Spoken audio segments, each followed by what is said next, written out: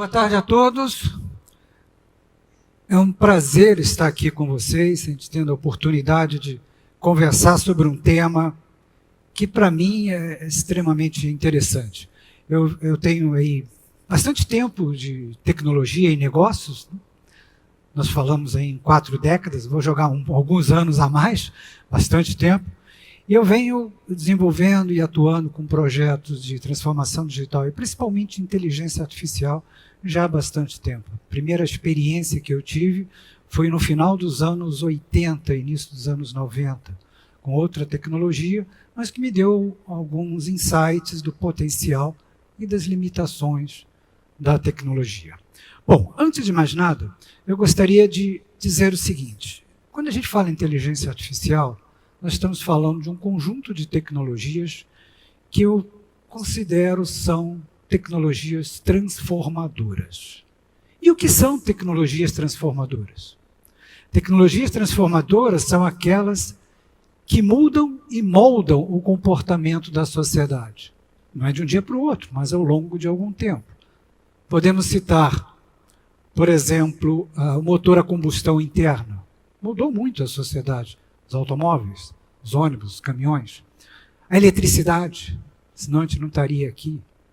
O computador, a internet, o smartphone, que hoje é um membro do corpo humano, a gente não consegue viver mais sem o smartphone. Então, são tecnologias que ao longo do tempo mudaram o comportamento da sociedade, criaram novos hábitos, criaram novas profissões, fizeram alguns negócios aparecerem e outras aparecerem. E a inteligência artificial se encaixa nesse contexto. Ok, mas o que é inteligência artificial? A gente fala tanto em inteligência artificial, às vezes tem a impressão de um ser senciente que está ali à espreita para tirar o nosso trabalho. Mas será que é isso mesmo? Vamos tentar fazer uma radiografia do que é inteligência artificial. Bom, talvez possamos usar alguma definição simples como essa.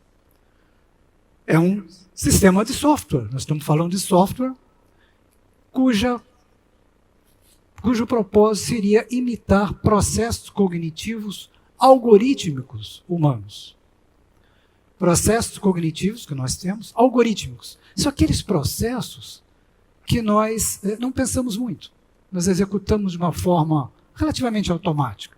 Eu estou no meu carro, eu estou, por exemplo, seguindo o Waze. Tem um mapinha, vira à direita, eu viro à direita, mantenha a direita por 300 metros, eu faço isso. Isso eu consigo colocar em tecnologia, em software, em linhas de código, mas aqueles processos cognitivos não algorítmicos, que são a essência da vida de um ser humano. Por exemplo, amor, dor, sentimento, empatia. Isso é impossível colocar. Eu não consigo colocar isso numa fórmula matemática, numa linha de código.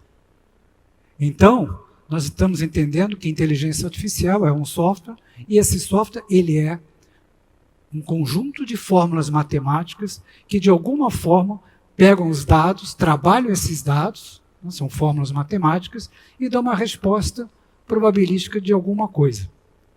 Não tem absolutamente nada a ver, por exemplo, com isso que a gente vê na ficção científica.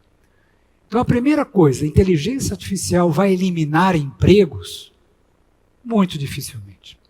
Na verdade, a automação sempre eliminou empregos, independente de ser inteligência artificial ou não. Temos hoje mais ascensoristas? Não. Temos hoje mais telegrafistas? Não. Na cabine de um avião, temos mais engenheiros de voo ou radiotelegrafistas? Não. Então, são profissões que desapareceram e outras surgiram. Tem muitas profissões que há 50 anos atrás não existiam, desenvolvedores de sistemas, há 10, 15, 5 anos atrás não existiam. Então, esse processo sempre aconteceu com a evolução da tecnologia. A inteligência artificial vem, sim, como mais uma ferramenta extremamente poderosa, mas é uma ferramenta de análise probabilística que pode me dar respostas para muitos problemas cuja solução seja probabilística.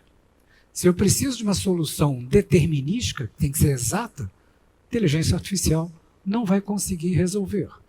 Vamos imaginar o seguinte: eu tenho uma calculadora, simples calculadora, eu coloco lá 20 vezes 20, dá 400. Eu posso fazer isso 1 milhão de vezes, vai me dar 400, 100% de certeza.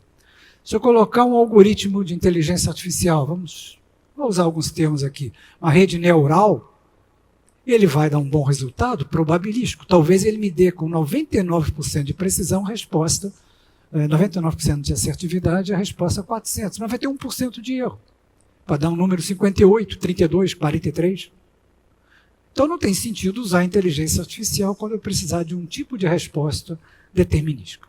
Então esse é o primeiro passo a entender a inteligência artificial, que é um software cuja fórmula, ou seu conteúdo interno são fórmulas matemáticas, que me dá resultados probabilísticos. Com isso eu consigo fazer muita coisa, e ao longo do tempo estamos vendo a evolução dessas tecnologias, fazendo coisas que nos surpreendem a cada vez, mas novamente, não imaginemos aquele ser senciente que vai tomar o nosso lugar.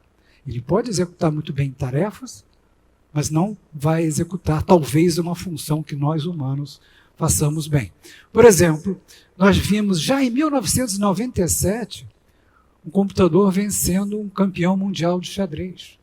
Na época foi fantástico, vencer um ser humano no xadrez. Olha, o xadrez é algo sofisticado. Na verdade, o xadrez é um jogo sofisticado, sim, mas tem regras bem definidas.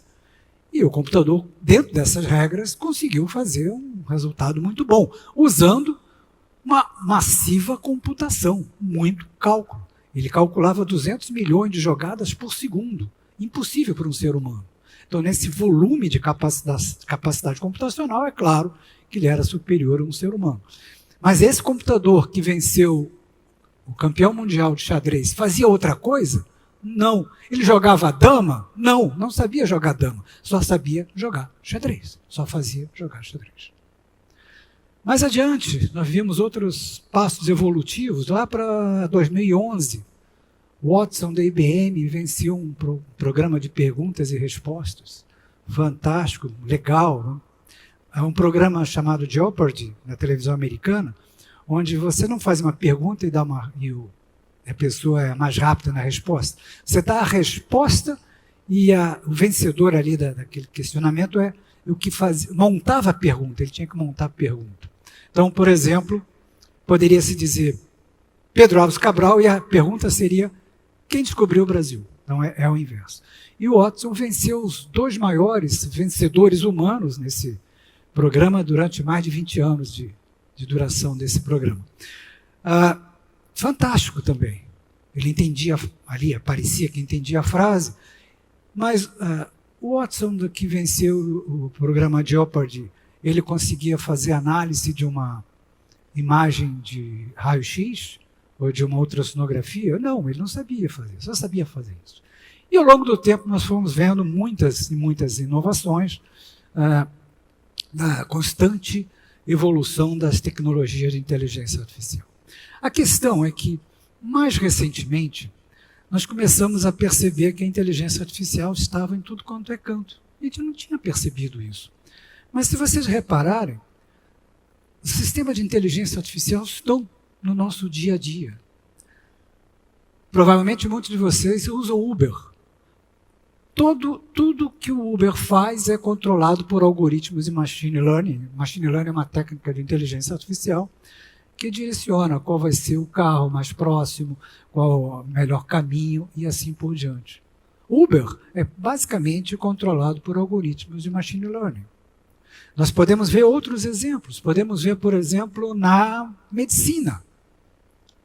Na medicina, dispositivos médicos fazendo análise de detecção de câncer de mama, de câncer de pele e assim por diante. Então, isso já é comum. Só para termos uma ideia, nos Estados Unidos, o FDA, corresponde à Anvisa aqui no Brasil, já aprovou para uso médico mais de 800 dispositivos que embutem machine learning, o aprendizado de máquina, uma das técnicas de inteligência artificial, dentro do próprio equipamento. Então, nós já estamos usando inteligência artificial o tempo todo. mas a gente não tinha essa percepção. Até que mais recentemente, 2 anos atrás, surgiu uma tecnologia interessante, o ChatGPT, onde você podia interagir com algoritmos, com os sistemas que estavam ali atrás. Antes a gente não percebia, porque ele estava escondido debaixo de várias camadas de software. Mas, de repente, passamos a interagir com o sistema que estava falando conosco. Não foi uma revolução tecnológica, porque a tecnologia já existia, mas foi uma mudança no interface.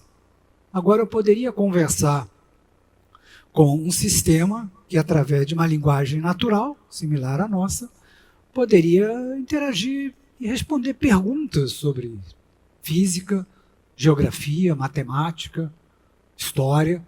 Parecia que eu estava falando com um ser senciente, super inteligente, que estava entendendo tudo o que nós estávamos falando. Só que tem uma questão.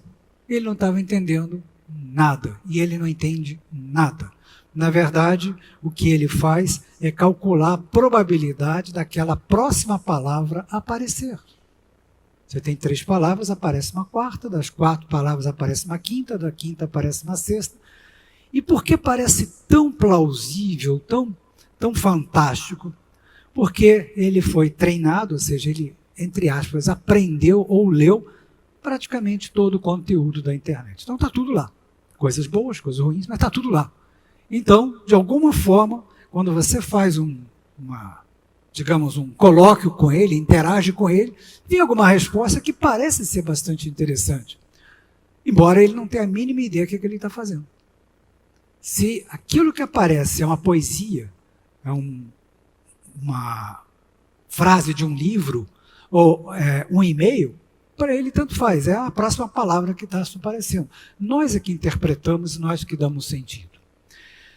E por que essa empolgação hoje, né? Porque quando nós vimos essa ferramenta, essa tecnologia, foi como se nós tivéssemos ido dormir na Idade Média e acordado na era espacial. Uau, que coisa fantástica! Que antes quem trabalhava com inteligência artificial era o pessoal de tecnologia. Então, legal, beleza, mas para quem não estava envolvido, a coisa foi fantástica. E essa coisa fantástica fez com que todo mundo se interessasse. Nós estamos aqui falando sobre esse assunto. Talvez há 5, 6 anos atrás a gente não falasse sobre isso e estava cheio de inteligência artificial rodando aí em tudo quanto é canto. A gente nem prestava atenção.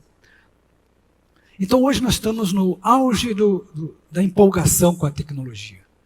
E é interessante, quando a gente olha uma tecnologia, eu acho que é curioso a gente ver como é que uma tecnologia evolui ao longo do tempo. Mais ou menos seguindo uma curva parecida com essa, com algumas variações. Você tem um momento, quando a tecnologia surge, você fica extasiado. Uau, que coisa fantástica! E aí começa aquelas super expectativas. O mundo vai mudar, vai acabar, os empregos vão desaparecer, a minha profissão já era, e assim vai. Aquela super expectativa.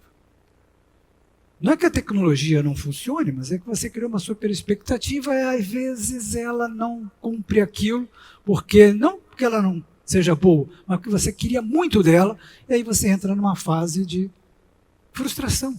Ela não responde bem, é uma droga. Também é um exagero, porque nessas 2 fases nós somos direcionados pela emoção. Emoção que nos empolga e emoção que nos frustra. Mas essa empolgação, aos pouquinhos, vai dando lugar à racionalidade. Vou entendendo aonde ela pode ser aplicada, aonde ela não pode ser aplicada, quais são as potencialidades, quais são as limitações, e entro na racionalidade que eu começo a usar de uma forma mais adequada.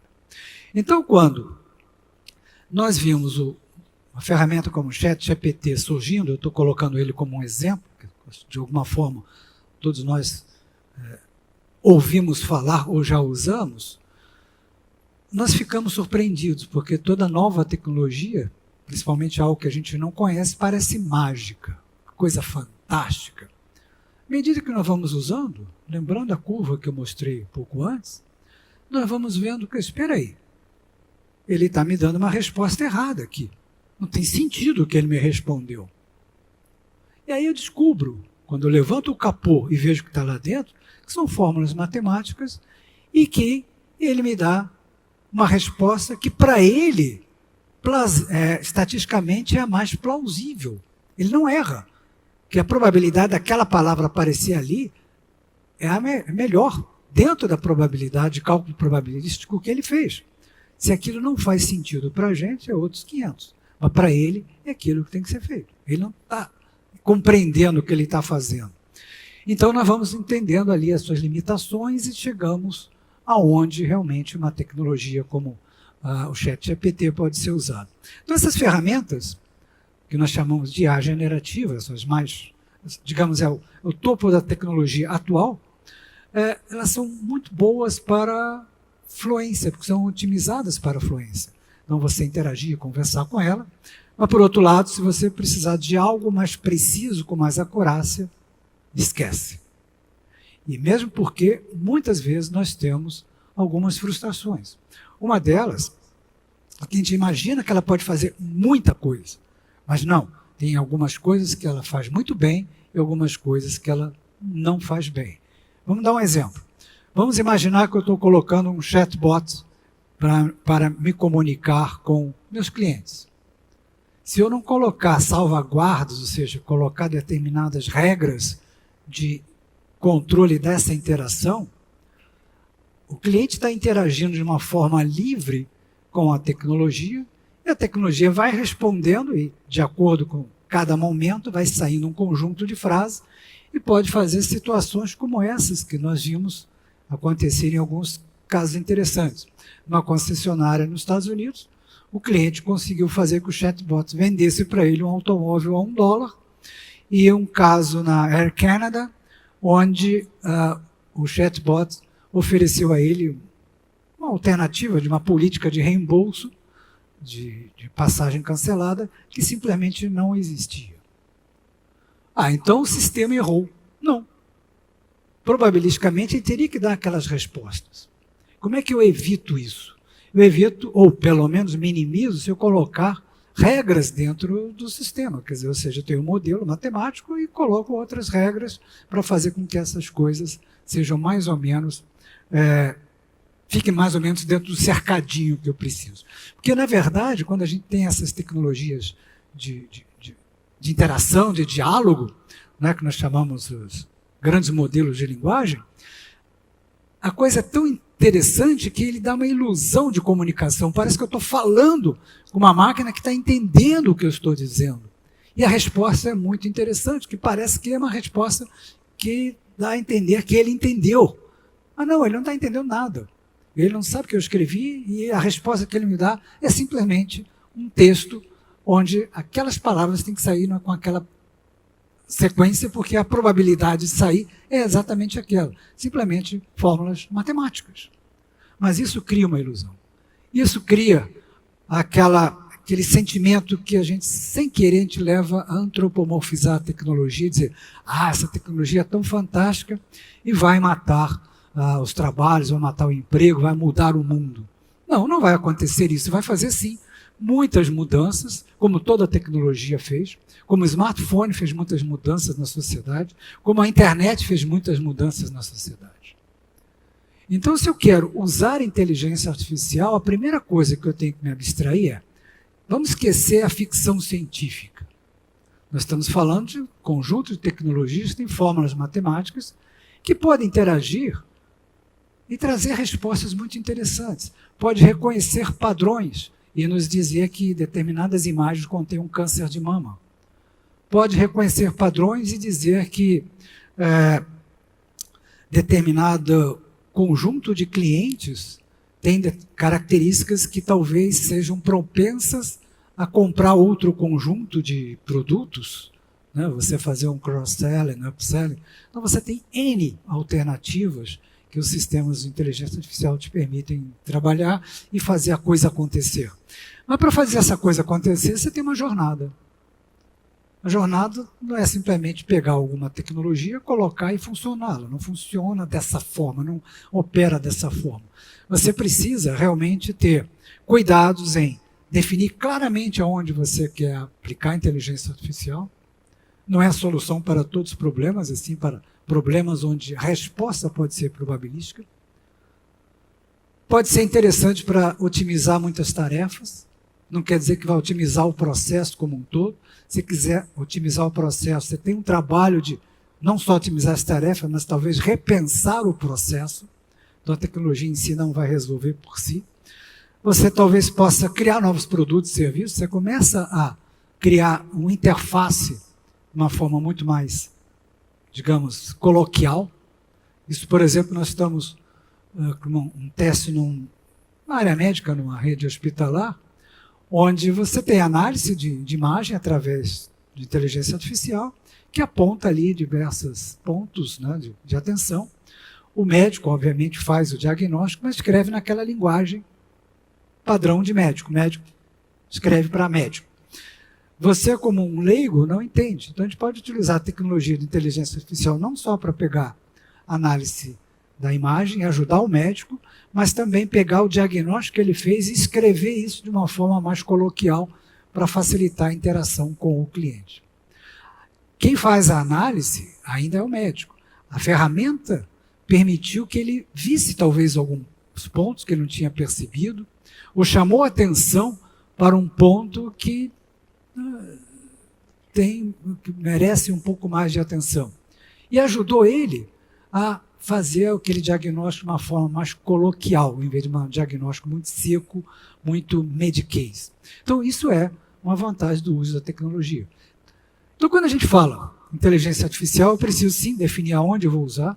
Segundo ponto, eu tenho os dados. Se não tiver dados na minha empresa, organizados, uma governança de dados, eu não vou chegar a lugar nenhum, preciso disso.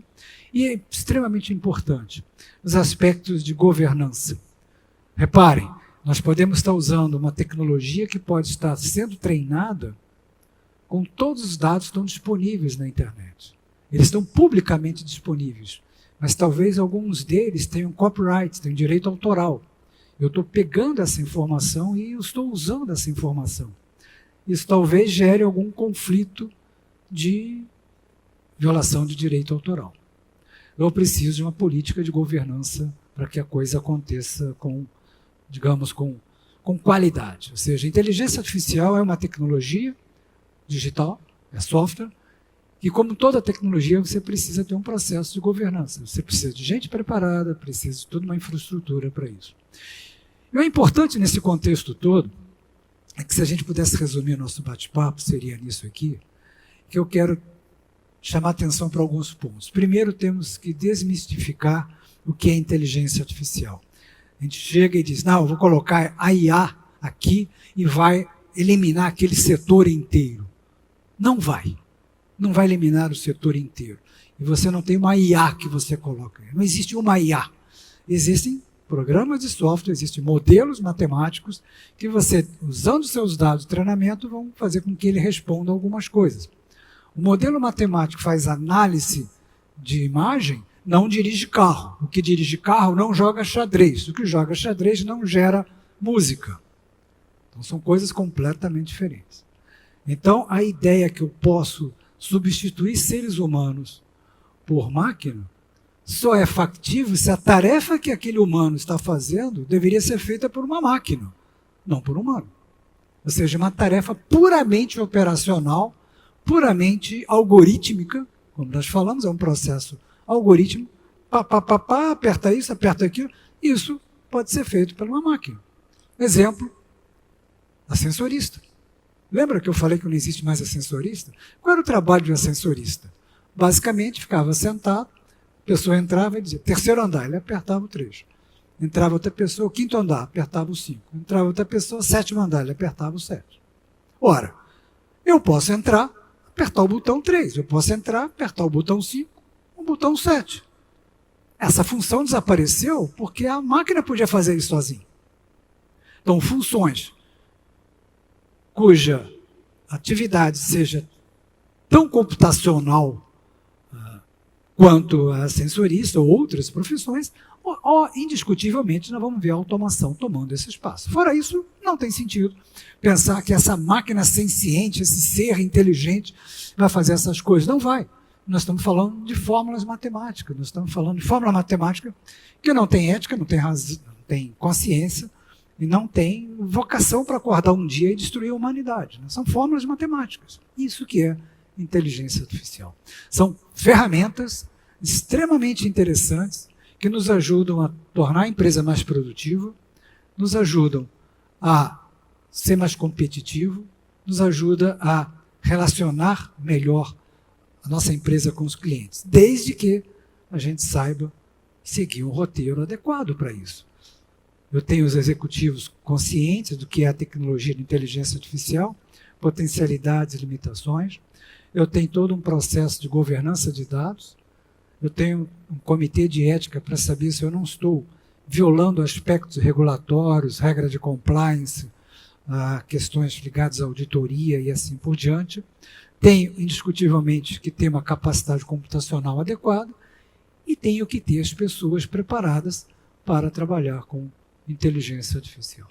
Então, não estamos falando nada do outro mundo, nós estamos falando de mais uma tecnologia digital extremamente interessante, do qual eu sou entusiasta, né, desde os anos 80 que eu venho trabalhando com isso, mas eu tenho que reconhecer que é uma tecnologia de software muito interessante, mas vamos tirar digamos, essa imagem que eu posso substituir um radiologista pela inteligência artificial. Eu vou ter um carro sem motorista.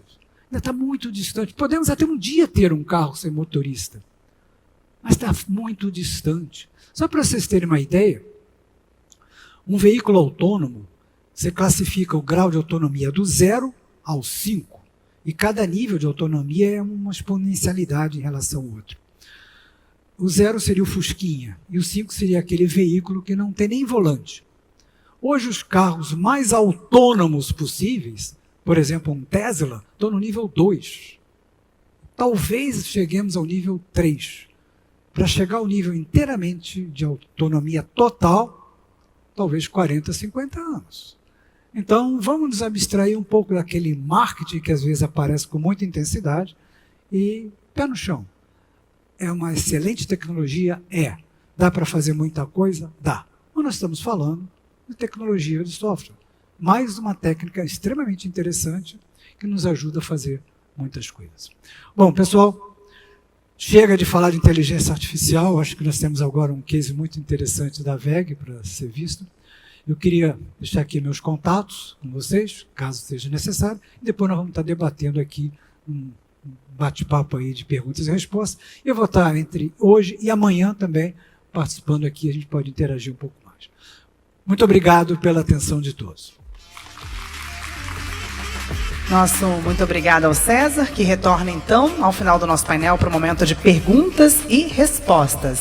Na sequência, nós convidamos para que venha ao palco participar também desta discussão o Paulo Sérgio dos Santos para sua apresentação inicial. Legal, obrigado. Bom, eu vou... Primeiro, é uma honra estar nesse palco, né? Uma honra maior, né? Poder compartilhar um pouco do que a VEG está fazendo em termos de inteligência artificial com todos vocês, né? Já agradeço aí a todos a participação.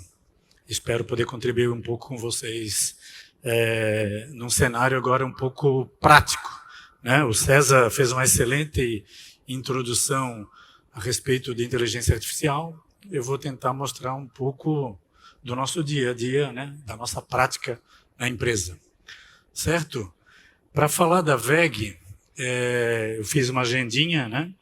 A primeira agenda eu vou falar, meu primeiro tópico, eu vou falar da VEG.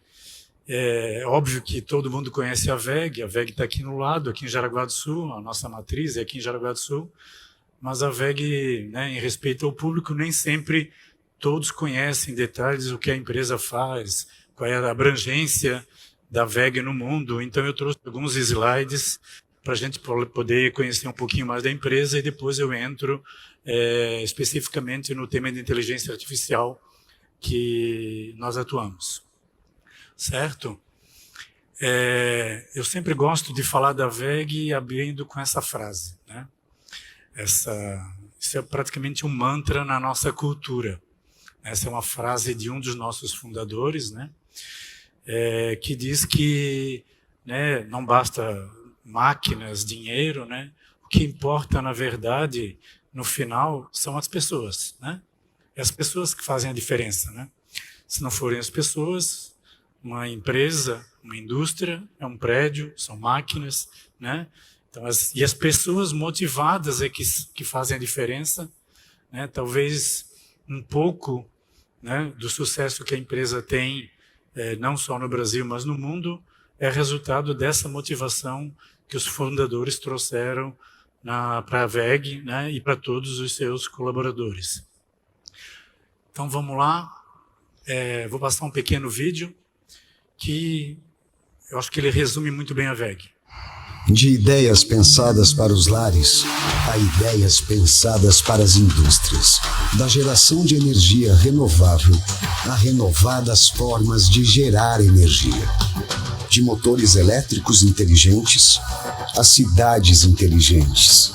De armazenamento de energia em baterias de grande porte ao armazenamento de dados em nuvem. De redes de distribuição de energia a distribuição de informação pela internet das coisas. De produtos preparados para o sol a produtos preparados para a ação do tempo. Da inovação à preservação.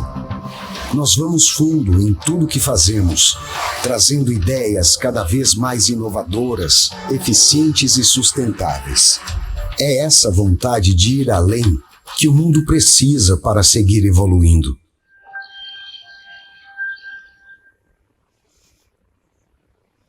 Então, esse vídeo eu acho que resume um pouco de tudo que a gente produz, né? A WEG é uma empresa que está presente com fábricas em 17 países. A gente tem mais de 64 fábricas, né? A gente tem operação comercial em mais de 120 países. 59% das nossas vendas vem de produtos desenvolvidos nos últimos 5 anos, o que mostra o caráter inovador da WEG, né? E como, né, hoje a WEG é uma empresa que tem um valor de mercado, esses dados são do ano passado, né, 155 bilhões de mercado. Certo? Somos mais de 40 mil funcionários no mundo, né? Temos mais de 4.700 engenheiros e temos aqui ao nosso lado o maior parque fabril de motores elétricos, né, e de produtos, eu diria que o maior parque fabril do mundo, né, nesse segmento. Literalmente a WEG tem soluções de ponta a ponta, então nós temos soluções da geração de energia à transmissão. Então, na geração tem geradores síncronos, né, para turbinas eólicas, temos turbinas eólicas, temos painéis solares, temos unidade de transformação e distribuição, temos motores elétricos, soluções para a indústria, soluções para as nossas casas, né? Temos um ecossistema também digital agora que faz a solução. E essas são as unidades de negócio da WEG, né? Uma unidade de motores elétricos industriais e redutores, uma unidade de motores comerciais. É muito pouco provável que vocês não tenham um motor WEG nas suas casas, né? Praticamente os grandes fabricantes aí de máquinas de lavar roupa, ar-condicionado, tem produtos WEG, né, os principais. Nós temos uma grande linha de automação industrial, inversores, contadores, fusíveis, relés de proteção, tudo que vocês podem imaginar. Temos uma área de Digital e Systems, que hoje centraliza a parte de mobilidade elétrica, né? Agora todo mundo vê carros híbridos andando por aí, carros elétricos andando, né? Em muitos lugares, talvez vocês já tenham percebido, sistemas de carregamento da WEG, né? Inclusive em postos também. Temos soluções digitais, né? Temos a parte de transmissão e distribuição, né? A maior fábrica fica em Blumenau, aqui perto também, mas tem fábrica no México, tem fábrica nos Estados Unidos, tem fábrica na África, tem fábrica em Betim, tem fábrica no Rio Grande do Sul de transformadores. A nossa cidade de energia, que produz não só os geradores, mas também os acionamentos, né? Turbinas hidráulicas, turbinas a vapor também fazem parte, e a unidade de tintas e vernizes, né? Que dentro da história de verticalização da WEG, surgiu como necessidade para produzir tintas para nós mesmos, né? E hoje ela vende tintas e vernizes no mercado. Certo? Então isso é para conhecer um pouquinho da WEG. Não podia furtar de falar disso. Vou falar um pouquinho então sobre a retrospectiva na TI da WEG, né? Vou focar um pouquinho na TI, depois vou falar dos negócios. Eu trouxe diferente do César, eu trouxe muito texto. Tá? O César gosta de fotos, eu gosto de texto, né? Mas eu trouxe essa retrospectiva de IA na TI, mas para contar os últimos anos, né? IA é um negócio que existe há muito tempo, não é algo novo, né? Eu lembro quando eu estava na faculdade, eu desenvolvi um software de IA, usando na época redes neurais, mas por uma solução muito pequena. Então é um negócio que existe há muito tempo, né? Mas agora, por conta talvez do GPT, né, acaba que está na mão e está na boca de todo mundo. Na WEG, em 2018, a gente formou um pequeno time, começou a formar um pequeno time, e esse pequeno time ele foi ampliando com o tempo. Eu trouxe essa história para vocês, alguns cases, mas para contar o seguinte, não é do dia para a noite, né? Você tem que experimentar, você tem que testar, olhar onde que se aplica, ver o que faz, né? E ver se faz sentido para o teu negócio, para a tua indústria, para um processo da tua empresa. Então, isso carece muito de experimentação. Então, nós temos alguns cases que estão colocados aqui em cima, né? Alguns a gente ganhou prêmios de inovação em TI, mas é mais para contar essa história, tá? Alguns dos cases estão colocados aqui, eu vou comentar aqui hoje. Certo? Vamos falar um pouquinho de governança e daí dos projetos internos, né? A WEG decidiu começar a IA de uma maneira mais, vamos dizer assim, organizada, como eu falei, lá em 2018, onde a gente começou com um pequeno time de IA na TI. E esse time foi ganhando tração. Hoje nós temos na TI 10 pessoas, praticamente 10 pessoas focadas totalmente em IA na TI, né?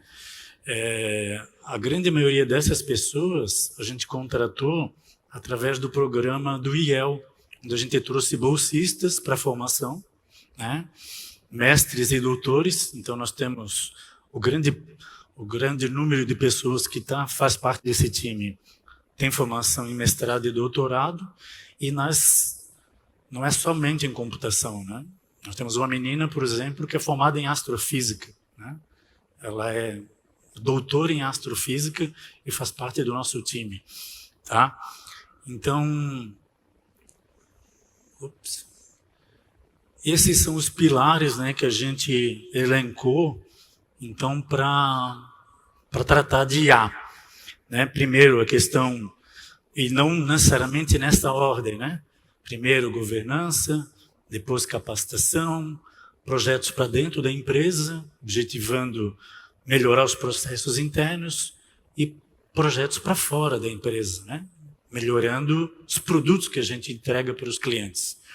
Por que eu falo que não é necessariamente nessa ordem? Porque não foi realmente nessa ordem. A gente começou com projetinhos internos, depois fizemos alguns projetos externos, depois vimos... Alô? Vimos... Está ouvindo? Sim, agora vou. Vimos que a gente precisava ter um pouco de governança, começamos a tratar o tema governança dentro da empresa, né? E capacitação, né? Na verdade, a capacitação surgiu antes do que a governança, porque a gente entendia que a gente tinha que formar as pessoas. É algo muito novo, né, para muitas pessoas. A gente começou a perceber que contratar um profissional hoje, e esse profissional às vezes não tinha o conhecimento. Então, como é que a gente leva o conhecimento para esse profissional? Então, eu vou falar um pouquinho de cada um desses pilares. Certo? O primeiro pilar, o pilar de governança. O que a gente fez? Nós já tínhamos alguns comitês, a WEG é conhecida no mercado por ter uma estrutura forte de comissões e comitês. Nós temos uma governança que é reconhecida no mercado, e nós elegemos um dos comitês para ser responsável pela IA, né? Então, o Comitê de Tecnologia, hoje, ele é o responsável pelo tema IA na companhia, né? Nesse comitê, a gente discute projetos e discute todas as ações ligadas à IA. Pode ser com relação à política, com relação à governança, ou até escalar algum projeto, algum MVP que a gente testou na companhia. E aprova investimento, obviamente. Certo? Na TI, esse pequeno grupo que eu comentei com vocês, de 10 pessoas, né, que foi crescendo ao longo do tempo, né, esse grupo a gente chamou ele de AI COI, né? É o nosso Centro de Excelência em Inteligência Artificial. Eles são os principais interlocutores com as BUs, com as áreas de negócio, com as business units, né? Esse nosso pessoal é responsável por capacitação, e toda empresa, quando tem alguma dúvida, algum colaborador, capacitação, etc., ou até projeto, né, como endereçar um projeto, fala com a gente. Porque no final do dia, qualquer projeto de IA precisa de dados. E a TI, ela tem um certo poder nesse sentido, porque ela tem os dados da empresa, ela tem os dados do ERP, ela tem dados nos sistemas. Então, existe essa troca entre TI e negócio para poder fazer. Diga-se de passagem, dados é o maior problema, né? Organizar os dados, tabular os dados, ter esses dados à disposição para gerar os algoritmos. A gente costuma dizer que talvez 70% do tempo a gente leva tratando o dado antes do algoritmo. Certo? Aqui estão as responsabilidades, eu não vou ler, né? São as responsabilidades da TI e as responsabilidades na área de negócio. Nas áreas de negócio, eles desdobram os projetos de TI. Mais recentemente, talvez vocês não observaram, mas lá naquela linha do tempo, a gente criou uma política de IA. A gente pensou, nós temos que ter uma política. Por quê? Porque alguém pode criar um algoritmo e esse algoritmo, por exemplo, dá uma resposta errônea, né? Esse algoritmo pode ter algum viés. Então, nós temos que ter uma política que nos discipline, ou que pelo menos conduza algumas pessoas e alguns pensamentos com relação ao que a gente deve cuidar, né? E essa política trata não só do uso do dia a dia, então hoje todo mundo usa IA, então os 40 mil colaboradores provavelmente usam IA, certo? Mas também os programadores. Então a TI tem muito programador, mas nas áreas de negócio também tem programador. Um programador pode, de maneira não intencional, gerar algum viés. Então a gente criou algumas regras, algumas políticas que a gente acaba compartilhando com a empresa, né? E aí, esse aqui, por exemplo, é o informativo que a gente lançou, a data é bem recente, é o 24 de maio, né? Onde a gente publicou a política, é de agora, né?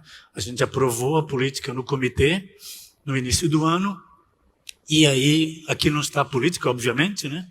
Mas aqui a gente publicou para todos os colaboradores. E gerou um burburinho, né? Porque daí, lá na área de negócio, alguém, putz, eu posso usar, não posso usar o algoritmo, o que é que eu faço? Porque todo mundo, hoje, como eu falei, de uma maneira direta ou indireta, acaba usando, certo? Nós tentamos resolver o problema de capacitação. A gente criou o que a gente chamou de WIUP, VEG AI Upskilling Program, né?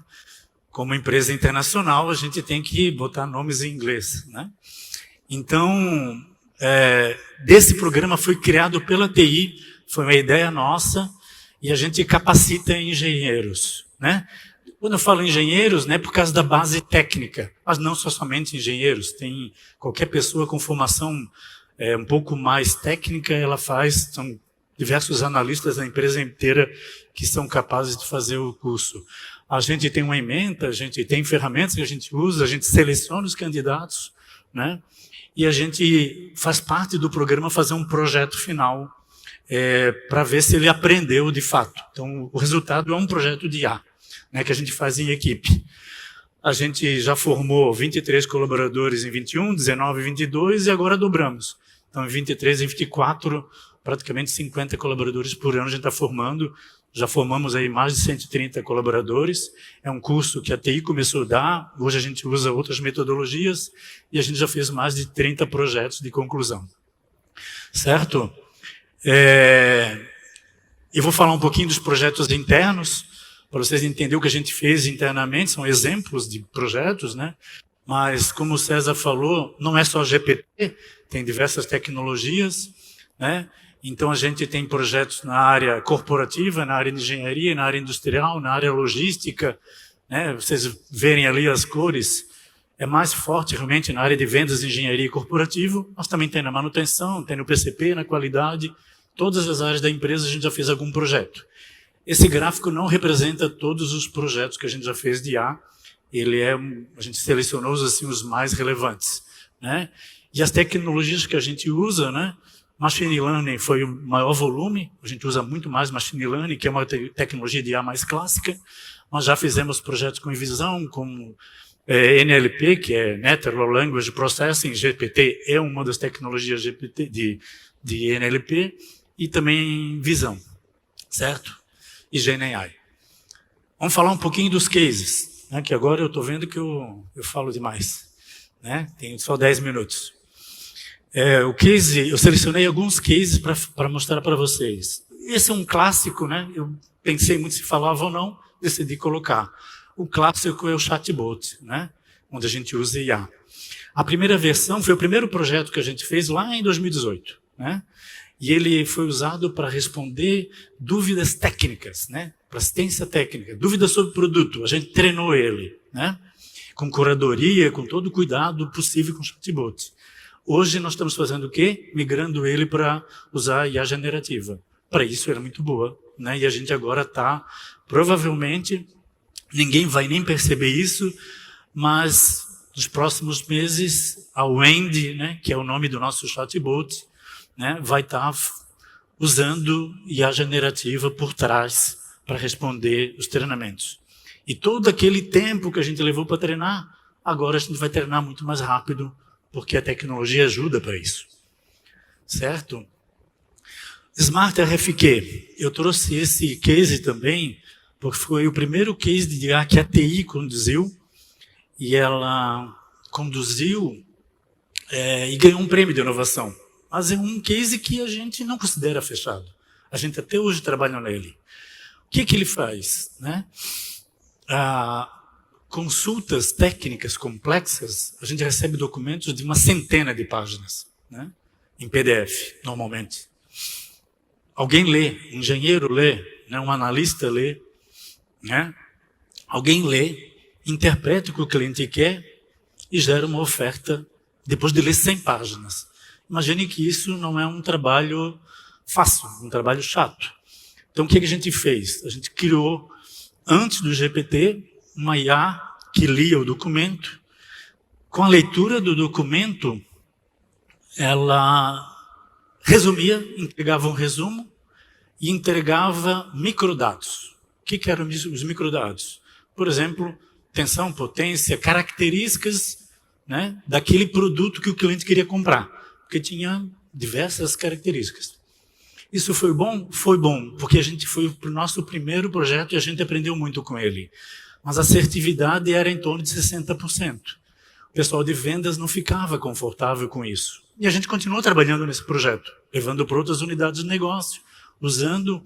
E aí vem algo que o César falou, né?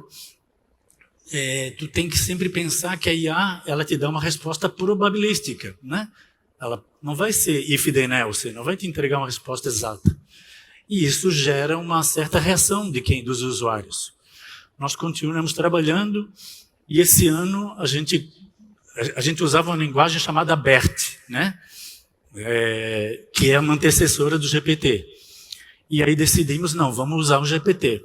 A gente já fez uns pré-testes com o GPT, a assertividade passa de 80%. Então, é um case que a gente acha que ele ainda vai ser... A gente usa no dia a dia, mas a gente vê que tem um certo retrabalho das equipes e estamos agora aprimorando. Isso só para mostrar para vocês que não é do dia para a noite que tu consegue transformar uma coisa, né? Esse aqui, por exemplo, é um caso do Smart Journal, que a gente lê o Diário Oficial da União. Nós temos pessoas lendo os diários oficiais da União, para ver o quê? Oportunidades de licitação, leilões, para ler legislação, de modo geral. Mudou a lei, o que tem que fazer? A gente implantou ele lá, a primeira versão em 21, terminamos em 22, e teve aí mais de 50% de tempo de redução de leitura desses documentos, né? A gente... Esse é um outro caso. Vamos lá. Smart Easy. Talvez a maioria não saiba, mas nós temos um e-commerce. E o e-commerce a gente chamou ele de Easy, né? Que é um acrônimo, na verdade, para falar que é fácil, mas na verdade a ideia do nome foi Engineering and Sales System. O SY é de System. Então, a gente integrou engenharia e vendas no nosso e-commerce para entregar soluções para os clientes. O que a gente colocou lá? Tem um algoritmo de cross-selling também, que é mais clássico, a gente fez em A, mas esse aqui, a gente tem um processo de cotação. Muitas cotações hoje são feitas por dentro do nosso e-commerce. Usando IA, a gente calcula a probabilidade de fechamento da cotação e a gente entrega para o pessoal de vendas, imagina, acho que todo mundo já ouviu falar, né? Taxa de hit rate de cotação nas indústrias, de modo geral, é muito baixa. Tu cota 10 para vender uma.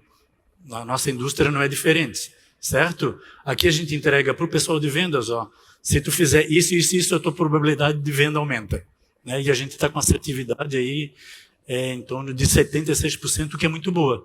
Fica, né, todo mundo brincando lá em cima daquelas cotações. Esse é um outro exemplo que a gente chamou de... A gente ganhou também um prêmio de inovação nesse case, que é um case de monitoramento não invasivo.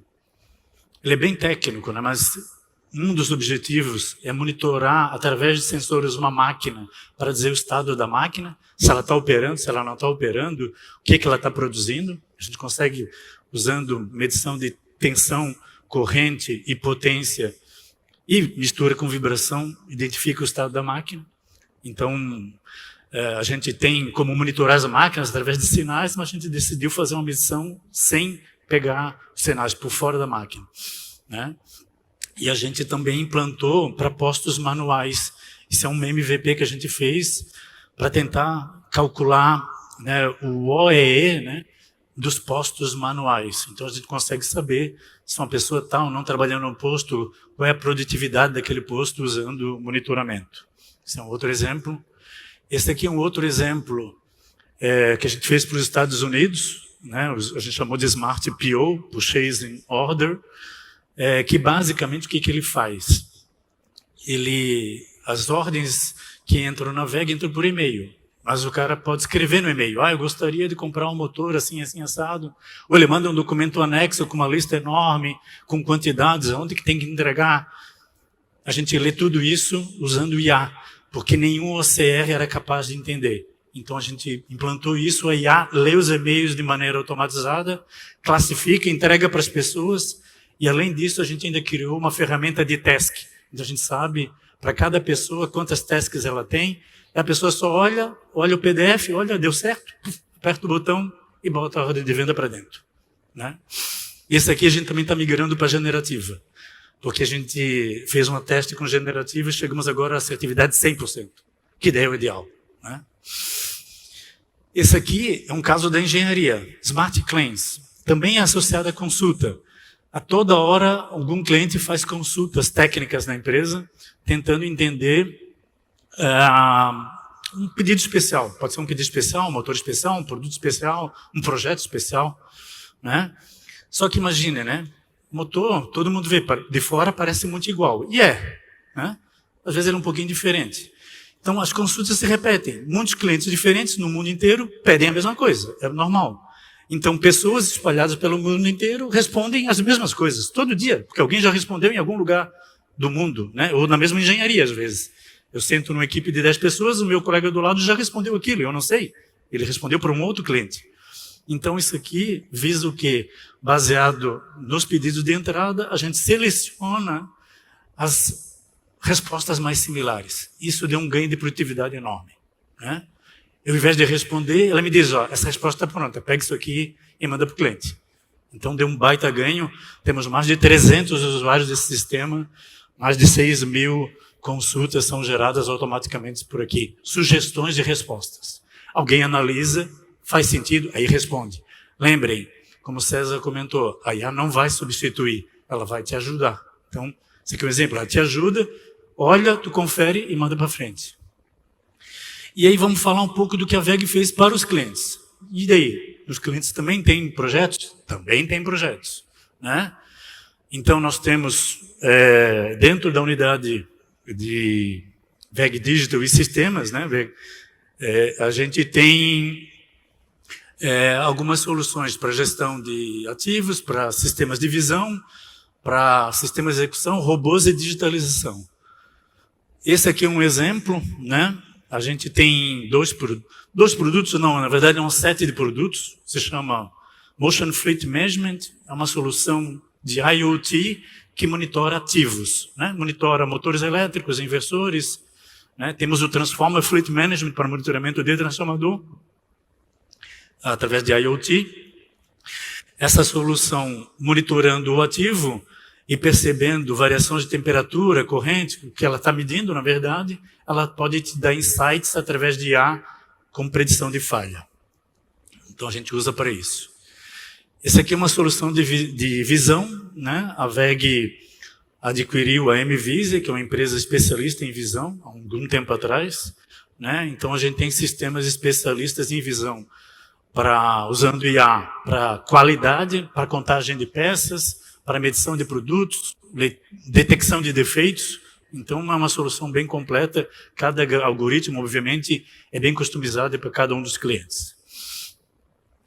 Tem também a parte de monitoramento de ativos, né, que é o MES, né, o Manufacturing Execution System, que a gente usa também algumas soluções de inteligência artificial para fazer o monitoramento das máquinas, né, numa planta.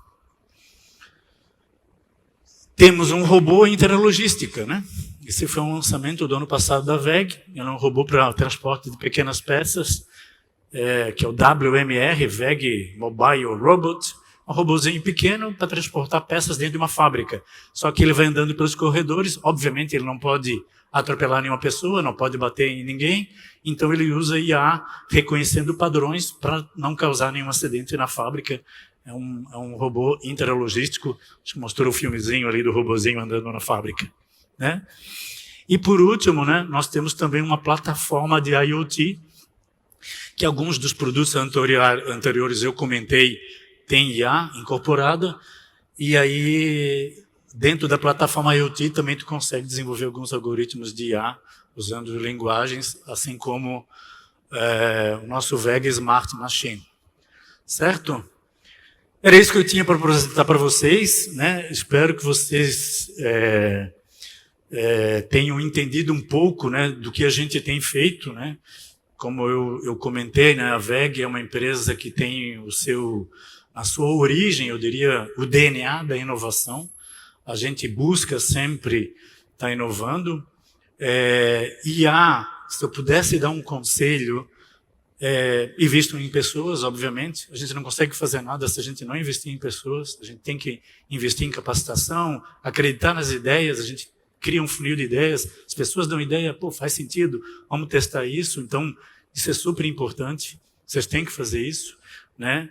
E experimentem, né? IA é novo. Eu acho que a gente está no começo de uma história, né? Não está no fim. Tem muita coisa que vai acontecer, então experimentar eu acho que é a palavra de ordem. A gente tem que começar a experimentar, e quanto mais tu experimenta, quanto mais tu testa, quanto mais tu usa, mais tu aprende e mais assertivo você é. Era isso. Obrigado.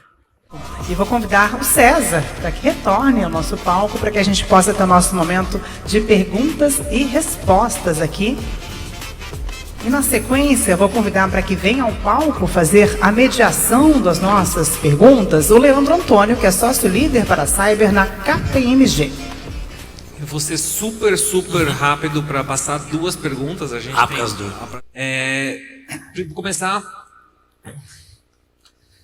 Paulo, uma das perguntas da plateia fala um pouco de como é feita a curadoria do que vocês desenvolvem de IA na VEG. Pode contar um pouquinho para a gente? Posso falar. Depende muito do projeto, né? Um projeto, todas as curadorias envolvem pessoas, né? No final do dia envolve pessoas. Então, no caso do chatbot, são pessoas que vão validar se as respostas estão ou não coerentes, para daí a gente fazer os ajustes possíveis no software. Mas quando a gente fala de machine learning é um pouco mais simples, né? Você pode fazer um modelo de treinamento, usar depois os seus dados reais para checar se a resposta fecha com o que a gente fez. Então, são modelos diferentes. Existem diversas técnicas que a gente usa, né? Mas no final do dia sempre tem envolvimento de alguma pessoa, né, fazendo essa curadoria. Obrigado, Paulo. César, é a segunda palestra sua que eu assisto no dia. E eu acho que muitas das pessoas que estão aqui se perguntam, né, quando a gente fala da importância dos dados. E, pelo menos na minha experiência de consultor, a sua de consultor do passado, com certeza o Paulo aqui na vida real dele, a gente vê que muitas empresas não organizam os dados da forma que deveriam e talvez nunca tenham pensado nisso. Qual, na sua visão, poderia ser uma solução para que isso fosse organizado e a gente conseguisse tirar o proveito dessa tecnologia para o futuro? Bom, indiscutivelmente, se você não tiver digamos, uma governança de dados, você vai começar já de uma forma inadequada, né? Porque a essência da inteligência artificial são os dados, né? O mantra é no data, no machine learning, no data, no AI. Se você não tiver dados, você não faz nada. Você precisa dos dados para você realmente treinar os modelos e ter resultados. Agora, a questão é, esses dados existem? E se existem, eles estão disponíveis? Se estão disponíveis, eles estão no formato adequado? Então, a governança de dados procura fazer com que você pegue aquele, eu diria até emaranhado de dados que estão na organização. Dados em quantidade tem, volume geralmente tem na organização. A questão é, desse volume para aquilo que você precisa, os dados estão ali, né? Você tem um monte de dados, você não vai usar naquele projeto específico. Vamos supor que você tenha, ok. Agora, você vai treinar esse conjunto de dados, você tem que selecionar dados que deem uma variedade adequada para não fazer com que o algoritmo fique contaminado ou caminhe para o viés, né? Você acaba fazendo que os parâmetros fiquem ajustados muito para um tipo de dados, você já gera um viés, os famosos bias, né, que a gente encontra em inteligência artificial. E outra coisa fundamental, você tem que ter dados verídicos. Muitas vezes, num conjunto de dados, você tem dados que estão completamente distorcidos. Por falha de sistemas, ou na hora de integrar informações, alguns dados ficaram em formato diferente. São coisas realmente complicadas. Em grandes sistemas, uma vez nós fizemos um projeto numa grande empresa, e a conclusão era que, antes de mais nada, de pensar em inteligência artificial, tem que arrumar a casa. Eles tinham aproximadamente 350 bases de dados. 350 bases de dados. Identificamos que umas 10 bases de dados haviam muita duplicidade. Qual delas nós íamos usar? Se eu usasse todas as bases de dados duplicata, por exemplo, eu ia estar contaminando o algoritmo porque eu tenho um excesso de dados para um determinado contexto que não era verdade, bastava uma cópia, não 10. Então, você só sabe disso se você tiver um processo realmente, eu diria, intenso, rígido de governança de dados. Sem governança de dados, eu diria para esquecer qualquer iniciativa de IA. Não sei, uma brincadeira aqui, brincadeira ali, projetinhos, mas projetos que realmente tragam resultado significativo no negócio, se eu não tiver uma governança de dados, é pouco provável que dê certo. Eu acho que a gente não tem mais uma pergunta, inclusive porque eu acho que ela foi gerada por AI. era para você, Paulo, a respeito de benefícios, né, que foram colhidos aí 60% de eficiência. Quanto disso representaria os seus projetos de AI? Eu imagino que talvez a gente não tenha uma resposta. A gente não tem. Na verdade, a gente costuma dizer que os projetos, né, de IA, eles são um complemento, né? São um complemento, talvez para os processos, um complemento para os produtos e são um complemento para as pessoas. Eles não são o fim, né? Eles são um complemento. Então, nosso objetivo, quando a gente faz um projeto de IA, é melhorar a produtividade de uma pessoa ou a qualidade do trabalho dessa pessoa, né? No final do dia, a gente espera que essa pessoa esteja lá avaliando o resultado e até podendo fazer talvez um pouco mais do que ela faria uma atividade talvez chata, talvez mais rotineira, né? Quando a gente olha para um processo fabril, a gente também tem o objetivo de melhorar esse processo, fazer com mais qualidade, mais assertividade.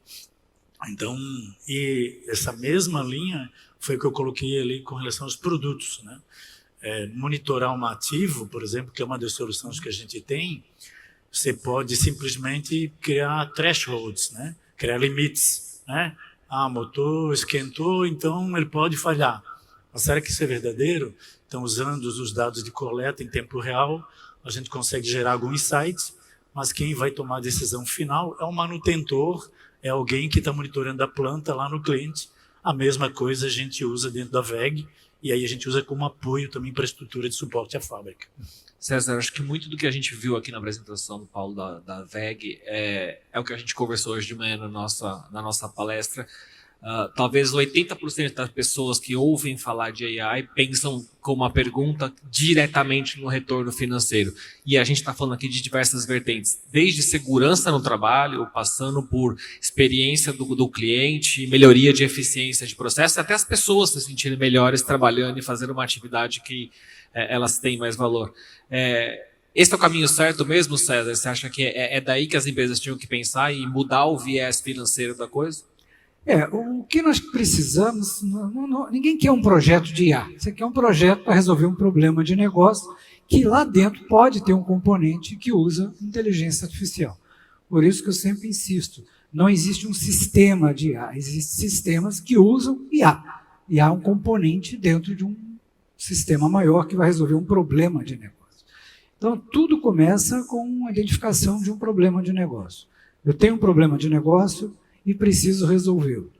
Algumas dessas etapas do problema serão resolvidas com tecnologias tradicionais, determinísticas, e aqui talvez eu precise de um modelo probabilístico. Eu vou escolher um dos vários modelos de inteligência artificial, vou usá-lo, entrar em todo esse processo que o Paulo falou, e vou colocar lá. O resultado disso é um sistema que usa IA, que vai trazer um resultado para o negócio. Isso que eu vou medir. Quanto de resultado para o negócio.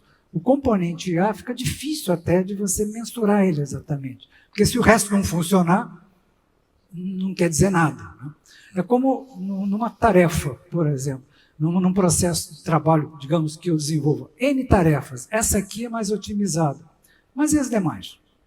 O exemplo que eu uso, que eu moro no Rio e ia fazer muito Rio-São Paulo. Antigamente tinha uma Eletra, levava 55 minutos de voo. Hoje o jato leva 40 minutos entre Rio e São Paulo. Só que o tempo entre que eu saio de casa e chego no escritório é muito mais do que antes. Porque o engarrafamento piorou, o aeroporto está mais... Então não adianta otimizar uma tarefa especificamente se o processo não for otimizado. Então, nós não queremos aquele projeto de IA, nós queremos resolver um problema maior onde IA é um componente. Eu queria fazer um complemento, né? A questão de inovação, seja usando IA, seja usando qualquer tecnologia, se você começar com foco no resultado, pode ser um problema, né? Porque você pode deixar de inovar. Então, tem que tomar um certo cuidado, né? Isso é uma opinião minha, pessoal, que a gente vale a pena experimentar, né? Às vezes o resultado não está tão óbvio, nem está tão claro. Então, quanto mais você experimenta, que foi pouco do que eu falei ao final, né? A gente mais ganha experiência e aprende a resolver problemas de maneira mais fácil. A gente vai treinando a nossa maneira, vendo o que a tecnologia pode ajudar. Então, esse é um ponto também. Eu como bom consultor, Paulo, estava olhando sua timeline desde 2018, vocês mexendo com AI, e agora em maio de 24 a política. Falei, caramba, 6 anos para sair uma política. E eu acho que tem muito a ver com o que você falou aqui, de aprender, de errar, de experimentar. Porque se você enquadra uma política, você encaixota seu processo lá no começo e você inibe a inovação. Acho que isso foi talvez não tenha sido intencional, mas o aprendizado que isso trouxe, eu acho que é o maior benefício. Perfeito. E com relação à política, né? As políticas nossas na empresa, elas têm tipicamente 2 anos. A cada 2 anos a gente volta, valida ou revisa e republica, né? Adiar a gente botou com periodicidade de 6 meses, porque é algo tão novo, pelo menos mais recente, que a gente falou o seguinte: vamos criar política, mas não queremos inibir, vamos olhar a cada 6 meses, ver se faz sentido, se não vale a pena ajustar. Então é a única política que tem periodicidade de 6 meses para a gente voltar lá e dar uma olhada se ela não está atrapalhando, ajudando, o que ela tem que ajustar, até por conta de legislação, né? Que pode surgir uma legislação que nos obrigue também a fazer algum ajuste também na política. Exato, é work in progress o tempo todo, né? A tecnologia está mudando. Mas esse ponto é importante, porque se você começa a regular e definir políticas antes de conhecer até a tecnologia e não conhecer a dinâmica da evolução da tecnologia, você começa a colocá-la num cercadinho. Você tem que ir experimentando. Opa, agora eu já sei até onde posso ir. Aí eu consigo definir com mais propriedade quais seriam as regras do jogo. E eu vou acompanhando a evolução tecnológica e vou ajustando as regras do jogo. Então, quando a gente limita muito, e às vezes eu fico receoso de algumas discussões sobre regulação, que a gente ouve falar muito, que a regulação acaba inibindo a inovação, principalmente quando você está num ambiente de muita evolução tecnológica em ritmos muito acelerados. Eu faço uma regulação e já estou impedindo a inovação acontecer. Não, tem que ser feito com muito critério isso. Infelizmente, o tempo esgotou, já está piscando na nossa frente há algum tempo. César, Paulo, muito obrigado pela participação, a Expogestão pelo convite e vocês todos por comparecerem, pessoal. Um grande abraço.